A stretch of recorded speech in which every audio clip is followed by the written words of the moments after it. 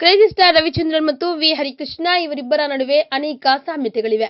ಒಬ್ಬರು ವಿ ರವಿಚಂದ್ರನ್ ಆಗಿದ್ರೆ ಇನ್ನೊಬ್ರು ವಿ ಹರಿಕೃಷ್ಣ. ಹಾಗೆಯೇ ಇಬ್ಬರ ಡ್ರೆಸ್ಸಿಂಗ್ ಸ್ಟೈಲ್, ಹೇರ್ ಸ್ಟೈಲ್ ಸಹ ಸ್ವಲ್ಪ ಮ್ಯಾಚ್ ಆಗುತ್ತೆ. ತಾವು ಸ್ವತಂತ್ರವಾಗಿ ಸಂಗೀತ ನಿರ್ದೇಶನ ಮಾಡುವ ಮೊದಲು ಅನೇಕರ ಜೊತೆ ವಿ ಹರಿಕೃಷ್ಣ ಕೆಲಸ ಮಾಡಿದ್ರು. ಅದರಲ್ಲಿ ಪ್ರಮುಖವಾಗಿ ವಿ ರವಿಚಂದ್ರನ್ ಅವರ ಜೊತೆ ಸಾಕಷ್ಟು ವರ್ಷ ವಿ ಹರಿಕೃಷ್ಣ ಅವರು ಕೆಲಸ ಮಾಡಿದ್ರು. ಇವರಿಬ್ಬರ ಒಡನಾಟ ಹೇಗಿತ್ತು ಅನ್ನೋದನ್ನ ವೀಕೆಂಡ್ ವಿತ್ ರಮೇಶ್ ಕಾರ್ಯಕ್ರಮ ಎಳೆ ಎಳೆಯಾಗಿ ಬಿಚ್ಚಿಟ್ಟಿತ್ತು. ರವಿಚಂದ್ರನ್ ತಾವೇ ಸ್ವತಃ ವೀಕೆಂಡ್ ವಿತ್ ರಮೇಶ್ ವೇದಿಕೆಗೆ ಬಂದು ವಿ ಹರಿಕೃಷ್ಣ ಅವರ ಸಾಧನೆಯನ್ನ ಬಣ್ಣಿಸಿದ್ರು. ಅಲ್ಲದೆ ತಮ್ಮನ್ನ ದರ್ಶನ್ ಏಕಾಂಗಿಯಾಗಿ ಮಾಡಿದ್ರು ಅಂತ ಕ್ರೇಜಿ ಸ್ಟಾರ್ ಕಿಚಾಯಿಸಿದ್ರು. 1992ರಲ್ಲಿ ರವಿ ಸರ್ ಅವರನ್ನ ನಾನು ಮೊದಲು ಭೇಟಿ ಮಾಡಿದ್ದು ಹಂಸಲೇಖ ಸರ್ ಜೊತೆ ಕೆಲಸ ಮಾಡ್ತಿದ್ದ ಸಮಯದಲ್ಲಿ. ಒಮ್ಮೆ ಅವರೇ ರವಿ ಸರ್ ಹತ್ತಿರ ಕರೆದುಕೊಂಡು ಹೋಗಿದ್ರು. ಆಮೇಲೆ ರವಿ ಸರ್ ಅವರ ಹೃದಯದಿಂದ ಎನ್ನುವ ಸಿನಿಮಾಗೆ ನಾನು ಕೆಲಸ ಮಾಡಬೇಕಾಗಿ ಬಂತು.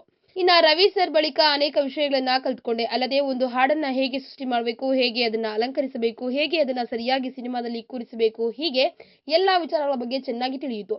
ನಾನು ನೋಡಿರುವ ರವಿಚಂದ್ರನ್ ಒಂದು ಇಡೀ ಕಾಲೇಜು. ಅಲ್ಲಿ ಸಿನಿಮಾ ಬಗ್ಗೆ ಎಲ್ಲಾ ಪ್ರಶ್ನೆಗೆ ಉತ್ತರವಿದೆ.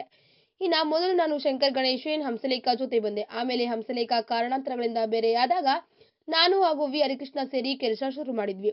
ಇವತ್ತಿಗೂ ನನಗೆ ಸ್ವರ ಗೊತ್ತಿಲ್ಲ. ಅವನು ಕೀಬೋರ್ಡ್ ನುಡಿಸುತ್ತಿದ್ರೆ ನನಗೆ ಬೇರೆ ಯಾರೂ ಬೇಕಾಗಿಲ್ಲ. ಅವನ ಹಾಗೆ ಕೀಬೋರ್ಡ್ ನುಡಿಸುವವರನ್ನ ನಾನು ನೋಡಿಲ್ಲ ಎಂದು ರವಿಚಂದ್ರನ್ ಅವರು ಹಾಡಿ ಹೋಗಿದ್ದಾರೆ. ಇನ್ನ ಏಕಾಂಗಿ ಸಿನಿಮಾಗೆ ಅವನು 30 ದಿನ ರೀ ರೆಕಾರ್ಡಿಂಗ್ ಮಾಡಿದ್ದ. ನಾನು ನೋಡಿ ಇದು ಯಾಕೋ ಸರಿ ಅನಿಸ್ತಿಲ್ಲ, ಬೇರೆ ತರಹ ಮಾಡ್ಬೇಕು ಎಂದೆ.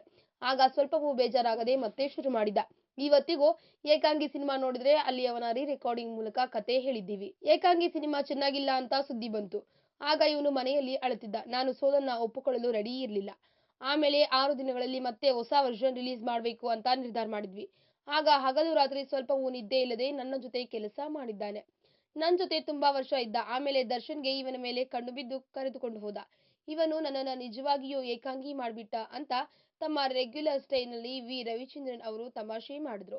ಈ ವಿಡಿಯೋ ಬಗ್ಗೆ ನಿಮ್ಮ ಅನಿಸಿಕೆ ಹಾಗೂ ಅಭಿಪ್ರಾಯಗಳನ್ನು ನಮ್ಮ ಕಮೆಂಟ್ ಬಾಕ್ಸ್ ನಲ್ಲಿ ತಿಳಿಸಿ.